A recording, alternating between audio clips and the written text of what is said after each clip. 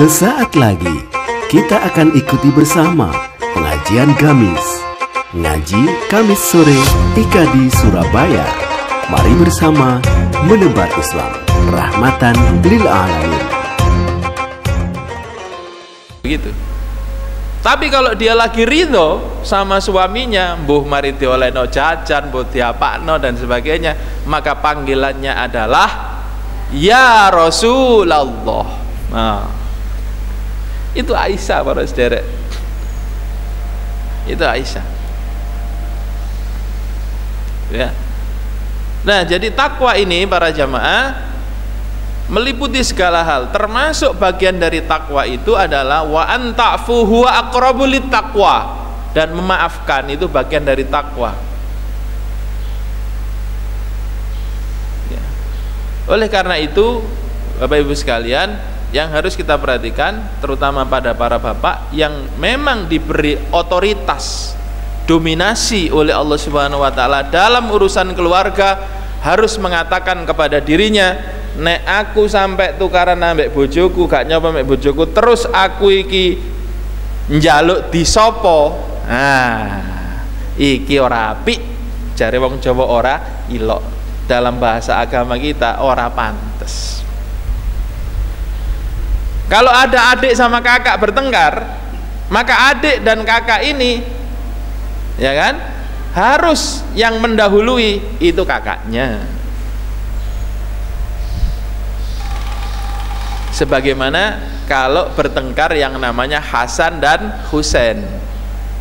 Suatu ketika Hasan ini bertengkar dengan Husain, akhirnya mereka tidak nyapa, karena mereka putune Nabi, otomatis pinter. Begitu pinter, para jamaah yang dirahmati Allah Subhanahu wa taala, sang kakak ini belum nyapa, adiknya membuat surat, wahai kakakku Hasan, kita sama-sama pernah diingatkan oleh mbah kita yang bernama Muhammad sallallahu alaihi wasallam, tidak boleh sesama mukmin itu tidak nyapa lebih dari 3 hari. Ini sudah 2,5 hari. Tapi tidak mungkin bagi aku seorang adik untuk mengambil haknya kakak mendahului menyapa duluan. Nah, gitu para jamaah. Jadi suaminya dan istrinya kalau misalnya tidak saling menyapa, istrinya SMS, tidak layak bagi aku seorang istri, di mana Allah memberikan kelebihan kepada engkau wahai sang suami untuk nyapa duluan. Nantilah keutamaannya aku pakai, aku ambil. Nah, gitu. Jadi jangan terlalu bicara tentang siapa yang salah, siapa yang benar. Pokoknya judulnya keluarga itu seperti yang ada di truk-truk gitu loh. Utamakan selamat. Lapo, aku lo gak keliru, gak ada ngono, gak usum. Nah, karena itu salah satu jenis takwa itu adalah wattaqullaha fin nisa. Bertakwalah kamu kepada Allah dalam urusan istri. Kenapa? Fa innakum, karena wahai para suami, akhadtumuhunna bi amanatillah. Karena apa? Kamu menjadikan dia sebagai istri itu atas amanah Allah. Nah, wastahlaltum furujahunna bikalimatillah. Mohon maaf, dan kemaluannya istri itu bisa halal karena kalimat Allah. Qabiltu nikahaha wa tazwija bil mahril, karena ayat Allah, karena kata-kata Allah. Karena itu bagi suami, wattaqullaha nisa, bertakwalah kepada Allah dalam bab istri, dalam bab istri, begitu ya. Jadi takwa itu banyak di setiap edisi kehidupan, setiap urusan kehidupan, di situ butuh takwa, ya kan? Ada orang suka ngerasani, kemudian dia bertobat, Perintahnya Allah Subhanahu wa taala dalam surat Hujurat itu adalah bertaubatlah dan bertakwalah kepada Allah Subhanahu wa taala. Tobat dari ngerasani itu adalah takwa. Ya kan? Jadi artinya takwa ini penting. Segala urusan butuh takwa. Kita berbuat adil kalau jadi pemimpin, i'dilu huwa aqrabu littaqwa. Kalau ada orang salah kemudian kita memaafkan, wa anta'fu huwa aqrabu littaqwa. Dan kalau kamu maafkan maka itu dekat dengan takwa. Jadi tidak ada urusan kecuali semuanya di situ ada takwa, takwa, takwa, takwa, takwa, takwa, takwa, dan takwa. Jadi kita boleh menasihati anak kita. Ketika anak kita ini bergaul dengan adiknya, sang kakak kita nasihati, wahai kakak, bertakwalah kamu kepada Allah dalam bergaul dengan adikmu. Boleh dan memang harus begitu. Ini harus kita umumkan kepada mereka supaya mereka tidak menyangka bahwa yang namanya takwa itu khusus hari Jumat. Nah, tapi takwa itu adalah is for everything, untuk semua, untuk segala hal. Ya kan? Jadi kalau kita punya istri dan istri kita jualan, maka kita menasehati dengan nasihat yang sama. Wahai istriku, bertakwalah kamu kepada Allah dalam berinteraksi dengan pelanggan, gitu ya. Gitu kan? Wahai suamiku, bertakwalah kepada Allah ketika berhubungan dengan bosmu. Takwa itu semuanya. Ketika kita punya tetangga, sama. Wahai anakku, bertakwalah kepada Allah ketika kamu berhubungan dengan tetangga. Dan seterusnya dan seterusnya. Tidak ada satupun yang tidak ada kata takwa. Nah, kemudian pertanyaannya kan begini, terus piye caranya kita punya jiwa yang begitu? Nah, itulah pertanyaannya. Inilah yang dijawab oleh Allah Subhanahu wa taala di dalam surat Ali Imran ayat 102 sampai 104. Saya terangkan singkat saja. Yang pertama adalah ya ayyuhalladzina amanu ittaqullaha haqqa tuqatih wa la tamutunna illa wa antum muslimun. Ini perintahnya. Jenengan semuanya pasti tahu apa maknanya. Kemudian perintah ini diikuti dengan syarat-syarat, diikuti dengan faktor-faktor, diikuti dengan kiat-kiat.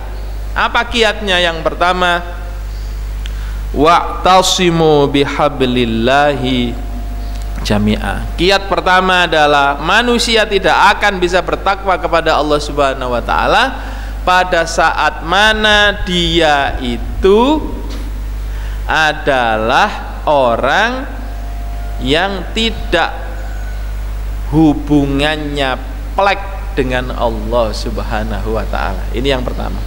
Yang kedua, wala tafarraqu, tidak boleh berpecah belah. Dan yang ketiga, ya, harus ada kegiatan dakwah. Ada 3 syaratnya. Saya menyampaikan materi ini supaya yang mengajari saya, yang sekarang ini beliau sudah almarhum, tetap mendapatkan pahala jariah dari ilmu yang manfaat yang diajarkan kepada saya. Jadi ibu-ibu sekalian, apa yang disebut dengan wa'tasimu bihablillahi jami'a, ada banyak tafsir ibu-ibu sekalian, tetapi salah satu yang menurut saya penting untuk kita renungkan itu adalah ya opo carane kita ini berhubungan dengan Allah Subhanahu wa taala secara kuat. Jadi tidak ada orang bisa bertakwa kecuali hubungannya kepada Allah Subhanahu wa taala itu adalah hubungan yang kuat. Imannya harus bagus dulu. Para jamaah yang dirahmati Allah Subhanahu wa taala, siapapun yang ngaji harus memastikan Siapapun yang kepingin menjadi hebat harus memastikan dirinya bahwa dia itu harus memiliki iman yang kuat. Dan pekerjaan membuat iman yang kuat pada diri pribadi masing-masing itu pekerjaan individunya sendiri. Saya ulangi, pekerjaan individu, bukan pekerjaan masyarakat, bukan pekerjaan ustadz, bukan pekerjaan para kiai. Para kiai, para ustadz itu hanya menunjukkan, ibarat seorang ibu menyuapi nasi kepada anaknya, maka ada dua hal. Tugasnya ibu adalah menyuruh anaknya, tugasnya ibu adalah mulai dari beli nasi sampai masak, sampai mateng, sampai kuah, sampai apa, terus dimasukkan dalam sendok. Ini tugasnya kiai. Begitu nyampe pada sendok, ini ibu punya tugas yang terakhir. Apa tugasnya? Memasukkan nasi ini kepada mulutnya sang anak. Begitu ini nasi sudah masuk ke dalam mulutnya sang anak, maka kerja berikutnya bukan lagi kerja ibu.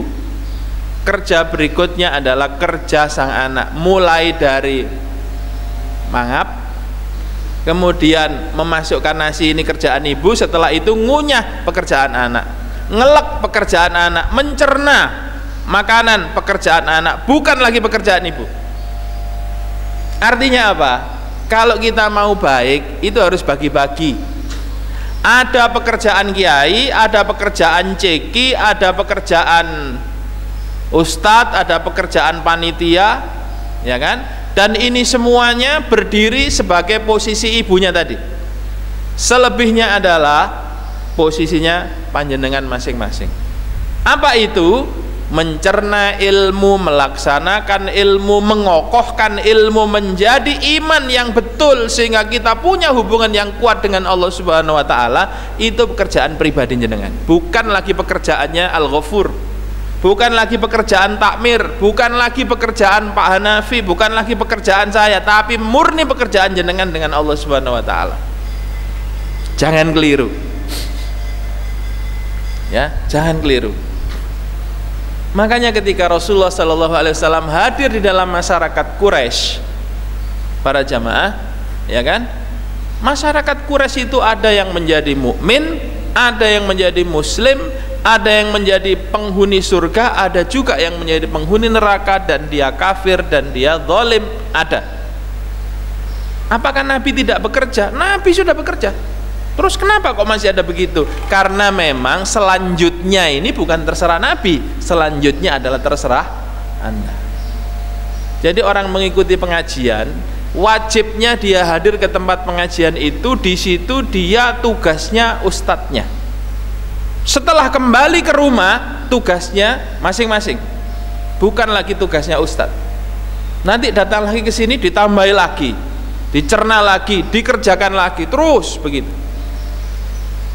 Sehingga kita tidak bisa mengatakan tenang hai, insya Allah kita menjadi manusia bertakwa. Kenapa? Karena di negeri kita ada ulama besar. Tidak ada begitu. Apakah kalau kemudian di negeri kita ada ulama besar kemudian kita tiba-tiba menjadi takwa? Enggak. Semuanya tergantung kepada kita. Apakah kita mau sharing pekerjaan? Pekerjaan takwa itu pengumpannya adalah para ustadz, para nabi, para kiai dan sebagainya. Itu pengumpan. Selebihnya mau dimakan atau tidak itu urusan masing-masing. Makanya harus ada pendidikan ini. Kalau kita sebut pengajian ini sebagai pendidikan, maka pendidikan ini harus menjadi tindak lanjut pribadi masing-masing. Sehebat apapun kiainya, sehebat apapun yang memberikan materi, pada dasarnya tidak akan ada tidak akan berdampak apapun pada saat kita tidak mencernanya. Jadi harus dicerna. Siapa yang membuat kita menjadi beriman dan bertakwa? Ya diri kita sendiri, bukan pak kiainya, bukan pak ustadznya. Tergantung, gitu kan. Makanya zaman Rasulullah itu ada Abu Lahab, Abu Jahal. Ada juga orang-orang munafik, ada juga orang seperti Abu Bakar As-Siddiq. Abu Bakar As-Siddiq itu begitu dikasih ilmu oleh Rasulullah, maka dia melatih dirinya menjadi beriman. Dia ngaji di rumah sendiri, dia sholat jamaah di rumahnya, dia sholat jamaah di masjid, dia sholat gitu.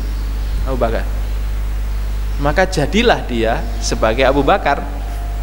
Tapi ada juga orang yang menjadi munafik, gitu kan. Diajari Nabi tentang ini, ya, semua ilmu sudah dikasihkan oleh Nabi, tapi kemudian dia tidak menindaklanjutinya di rumah. Tidak bisa. Itu semuanya adalah urusannya sendiri. Jadi ada tempatnya masing-masing. Nah, salah satu yang menjadi urgent untuk selalu kita bicarakan ketika kita hendak membina diri kita, pastikan apa yang disampaikan oleh Imam Baihaqi ya, terkait pengakuan dari para sahabat Rasulullah sallallahu alaihi wasallam, ya, bagaimana caranya Rasulullah itu mendidik mereka. Ada hadis yang bunyinya begini, para jamaah: innama unzila awwalu ma unzila minhu suratun minal mufassil. Sesungguhnya yang pertama-tama turun dari Al-Quran itu adalah surat mufassil. Surat mufassil itu menurut para ulama adalah surat, ini bukan nama surat, bukan, tapi nama kelompok surat. Sebagaimana dalam Al-Quran itu ada 7 surat panjang-panjang, Al-Baqarah, Ali Imran, An-Nisa, 7 surat yang panjang-panjang. Maka sebutan untuk 7 surat panjang ini namanya As-Sab'ut Tiwal, 7 surat panjang-panjang. Ini sebutan, bukan nama. Nah, surat mufassil itu adalah surat, ya, yang suratnya ini terpotong-potong. Maksudnya apa? Pendek. Paling 1 halaman atau 2 halaman atau 3 halaman, bahkan setengah halaman. Sebagian ulama mengatakan surat mufassil itu adalah mulai surat Al-Hujurat sampai An-Nas. Sebagian lagi mengatakan mulai surat Qaf. Surat Qaf itu kalau surat Al-Hujurat surat 49, surat Qaf itu surat 50. Sebagian mengatakan mulai 49, sebagian mengatakan mulai 50 sampai 114, sampai surat An-Nas, surat ke-114. Ini sebutannya adalah surat mufassil. Kenapa? Karena suratnya terpotong-potong, pendek-pendek. Nah, apa ini istimewanya surat mufassil? Para jamaah, istimewanya surat mufassil menurut hadis ini, fiha, di dalam surat mufassil itu dzikrul jannati wan nari. Ada banyak pengingat tentang surga dan pengingat tentang neraka. Jadi surat mufassil itu isinya titik-titik swarga, titik-titik neraka. Dan itu tidak satu. Surat 50 ya begitu. Surat 51 ya begitu, surat 52 ya begitu, surat 53 ya begitu, surat 54 ya begitu, surat 55 ya begitu, sampai surat juz 30 amma yatasaalun ya isine ngono. Innalil muttaqina mafaza, dan seterusnya. Terusnya. Gitu kan? Ya kan? Isinya begitu.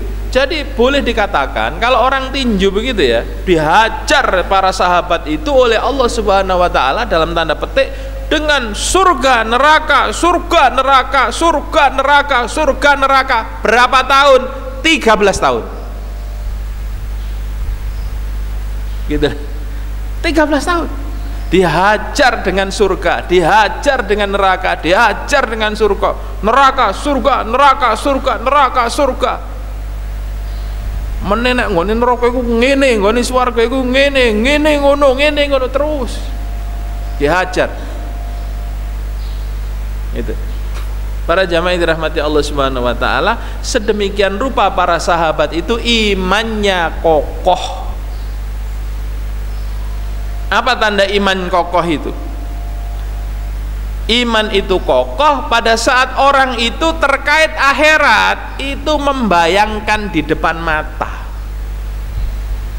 Makanya kalau panjenengan ngaji, kalau sampai pada tingkat tertentu itu nanti ada materi judulnya surga di depan mata. Para sahabat Nabi itu mengatakan, saya ini kalau gumbul sama Nabi, saya ini seolah-olah melihat surga di depan mata saya.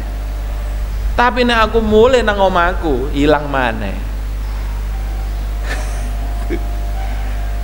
Saya ini kalau sudah bersama dengan Nabi, koyok-koyok neraka nggone ngarepku.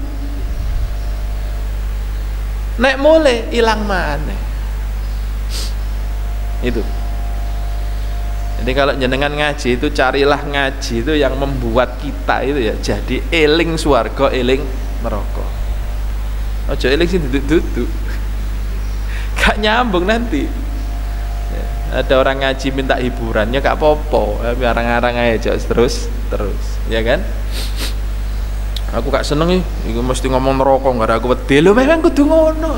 Nek gak wedi lak sampean maksiat. Kan begitu. Nah, dan ini dalam bahasa saya tadi diwajar.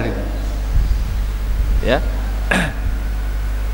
Nah, hatta idza thaban nas, maka tatkala manusia sudah kokoh imannya, sudah 13 tahun dihajar oleh neraka surga, neraka surga, neraka surga, neraka surga, ya, hatta idza thaban nas ilal Islam, setelah kokoh imannya, nazala al halal wal haram, barulah Allah Subhanahu wa taala menurunkan perintah halal dan perintah haram, yaitu surat-surat madaniyah.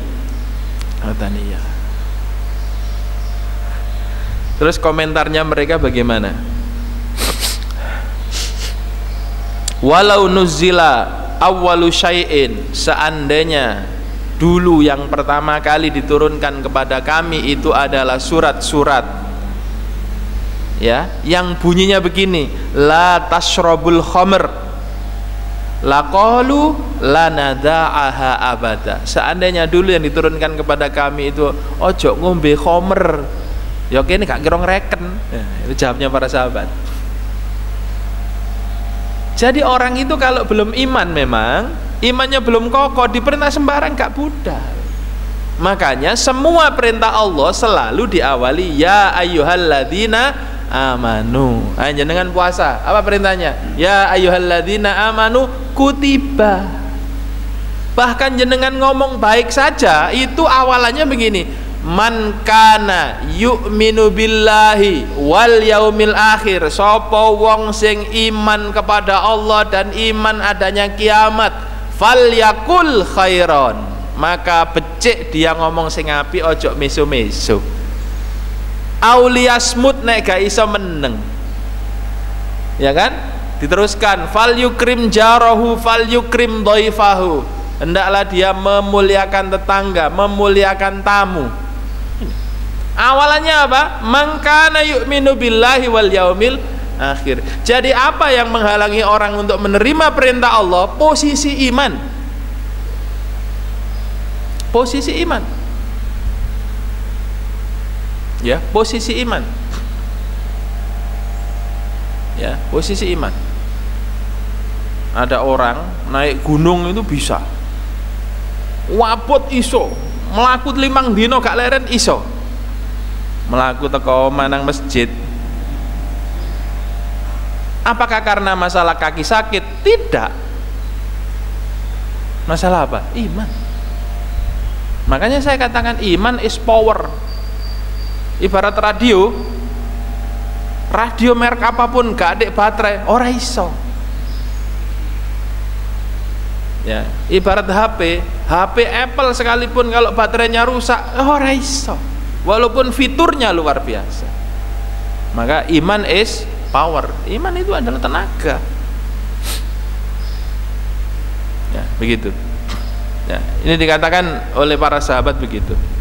Walau nuzila, dan seandainya dulu diturunkan kepada para sahabat Nabi itu, la tazinu, ojo zina kamu.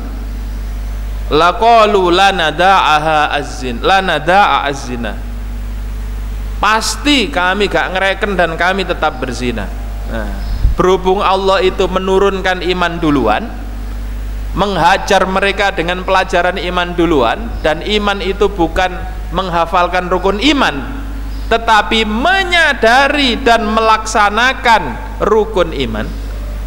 Ya, jadi iman itu wedi Gusti Allah, cinta Gusti Allah, tujuan hidup adalah Allah. Nanti kroso didelok Allah Subhanahu wa taala, nanti nek ngomong kroso dirungokno Allah Subhanahu wa taala. Merasa apapun yang ada di dunia ini adalah berasal dari Allah yang dipersembahkan untuk dirinya, itulah iman. Nek wis ngene ape zina gak wani, nek wis ngene ape khomer gak wani. Awalnya dari mana? Karena itu panjenengan terus bertanya, lah terus kami harus ngapain? Nah gitu kan. Kalau rekom dari hadis ini, rekomnya cuma satu, bacalah berulang-ulang sak maknane apa? Ayat-ayat Al-Quran untuk menumbuhkan iman, untuk memperkuat iman, untuk menumbuhkan dan memperkuat iman. Bagaimana caranya? Ayo dididik diri kita, ayo dididik anak-anak kita. Dengan apa? Suruh dia baca Quran, terus artenono ngisore lho. Diartikan, Qul huwallahu ahad, katakan Allah itu satu. Allahus somad, Allah itu tempat bergantung. Ustadz saya tidak bisa artinya. Hari gini tidak perlu angel-angel, terjemahan lo buahnya. Coba suaminya yang membaca Quran, istrinya yang menyimak artinya. Kakaknya yang membaca Quran, adiknya menyimak artinya. Engko nek gak ngerti golek nang internet apa artine, nek gak ngerti tafsire golek ngene internet apa maksude. Nek gak yakin nambah internet ini hoak atau tidak ya takono ustate. Gitu kan? Apa sekarang yang kita tidak bisa? Semuanya bisa, tinggal iman itu masalah purun napa mboten purun. Nggih napa mboten, itu masalah iman. Kalau sarana fasilitas semuanya sama. Orang mau maksiat lewat manapun hari ini bisa. Orang mau taat lewat manapun bisa. Taat lewat internet saged, maksiat lewat internet tambah bisa. Sama-sama bisa. Tergantung kita ini siapa. Who is the man behind the internet? Siapa orang yang berada di balik internet? Who is the man behind the gun? Siapa orang yang berada di balik senjata yang bernama internet itu? Kalau memang dia beriman, pasti dijadikan itu sebagai sarana untuk berbuat baik, menambah ilmu dan sebagainya dan sebagainya. Semuanya tersedia, available. Begitu para jamaah. Inilah yang saya maksud al-i'tisamu bihablillahil matin. Ayo dibangun iman ini. Takwa itu fondasi pertamanya adalah beriman kepada Allah Subhanahu wa ta'ala. Ini fondasi pertamanya yang tidak bisa gantikan oleh apapun, yang tidak bisa digantikan oleh siapapun, dan itu pekerjaan pribadi masing-masing, di mana para ustadz, di mana para kiai, di mana para yang lain itu bersifat mendorong, memfasilitasi, menyemangati, tapi pelakunya adalah diri kita sendiri-sendiri. Karena itu para jamaah, Al-Quran mengatakan, jadi jangan sekali-kali kita kepingin beriman terus ninggal Quran. Tidak ada cerita itu. Kenapa? Karena Quran itu adalah salah satu faktor besar yang membuat orang beriman. Kita mendengarkan Quran saja itu bisa menambah iman. Kita dibacakan Al-Quran saja itu menambah iman. Makanya pekerjaan kita sehari-hari itu yang tidak boleh tidak, itu yang harus kita laksanakan itu terkait Quran itu membaca. Berapapun, seayat, 2 ayat silahkan. Ya, kalau ternyata membaca tidak bisa, lompati membacanya, baca terjemahannya. Nah, membaca terjemahannya tidak bisa, nah, sekolah lagi ke apa? PBH, gitu Pak Ayun, pemberantasan buta huruf. Masuk gitu, Raisa. Nah, Kaisa iki, gitu. Mentadaburi, terus mencoba melaksanakan apapun yang bisa. Jangan kemudian mengatakan ini haknya para ustadz. Enggak, sampean itu ustadz semua. Ustadz untuk siapa? Dirinya masing-masing. Ini yang pertama. Karena itu masalah kuping dengan Quran itu harus nyambung. Ya kan? Apa maksudnya? Kalau jenengan pirsani di dalam surat Al-Anfal, innamal mu'minuna alladzina idza dzukirallahu wajilat qulubuhum wa idza tuliyat, apabila dibacakan ayatuhu, ayatnya Allah, zadathum imana, imannya bertambah. Jadi mendengarkan Quran saja itu membuat iman bertambah, tapi nek mendengarkannya dengan betul. Bagaimana betul tidaknya kita mendengarkan Al-Quran? Itu ada pada surat 7, surat Al-A'raf ayat 204. Ya kan? Yaitu apabila wa idza quri'al Qur'anu fastami'u, apabila ada Al-Quran dibacakan, fastami'u, dengarkanlah Al-Quran itu, wa ansitu, dan diamlah, la'allakum turham. Ini syarat pertama. Syarat yang kedua adalah kita harus bersatu supaya bertakwa. Syarat yang ketiga, harus ada dakwah, harus ada kegiatan dakwah. Jadi kalau kita kepingin anak-anak kita bagus dalam agama, di rumah harus ada dakwah. Para bapak harus jadi ustadz bagi dirinya, harus jadi ustadz bagi istrinya, harus jadi ustadz bagi anak-anaknya. Sesekali anak-anaknya dikumpulkan di dalam majelis, di kamarnya, di kamar orang tuanya, atau di musola kalau memang ada musola di rumahnya, bapaknya kasih ceramah seminggu pisan. Ya, nanti istrinya akan ngasih amplop.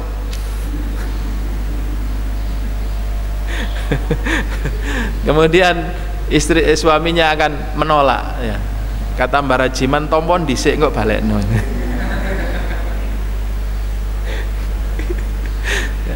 Ya, jadi gitu. Kita mungkin tidak bisa jadi ustadz bagi orang sak benowo, tapi jangan kita nggak jadi ustadz untuk diri kita. Kita mungkin nggak bisa jadi ustadz sak Surabaya, tapi jangan kita nggak bisa jadi ustadz untuk istri kita. Gitu, nggih. Baik, saya kira itu yang bisa saya sampaikan. Terima kasih. Assalamualaikum warahmatullahi wabarakatuh. Assalamualaikum warahmatullahi wabarakatuh.